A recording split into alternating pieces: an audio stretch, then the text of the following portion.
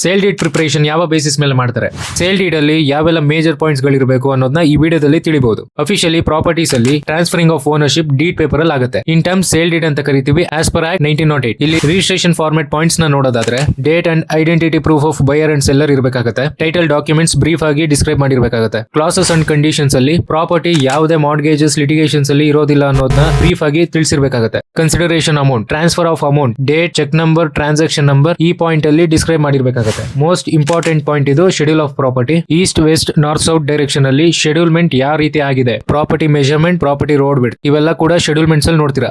Final point signature of buyer and seller, witness signature ಕೂಡ add ಆಗಿರ್ಬೇಕಾಗುತ್ತೆ. Once sale deed draft ready ಆದ ನಂತರ cross check ಮಾಡಬೇಕಾಗುತ್ತೆ. Without cross check registration ಆಗಿ corrections ಅಂತ ಬಂದ್ರೆ ಸಪರೇಟ್ ಮೈನರ್ ಕರೆಕ್ಷನ್ಸ್ ಗೆ ರೆಕ್ಟಿಫಿಕೇಶನ್ ಡೀಡ್ ಮಾಡಬೇಕಾಗುತ್ತೆ. ಸೊ ಅವಾಯ್ಡ್ ರೆಕ್ಟಿಫಿಕೇಶನ್ ಅಂತ ಹೇಳ್ತಾ ಸೇಲ್ ಡೀಡ್ ಡ್ರಾಫ್ಟ್ ರೆಡಿ ಮಾಡೋಕೆ ಲೀಗಲ್ ಅಡ್ವೊಕೇಟ್ ಅವ್ರ ಸ್ಟಾಂಪ್ ವೆಂಡರ್ಸ್ ಹೆಲ್ಪ್ ತಗೊಳ್ಳಿ. ಈ ವಿಡಿಯೋನ ಸೇವ್ ಮಾಡ್ಕೊಳ್ಳಿ. Thank you.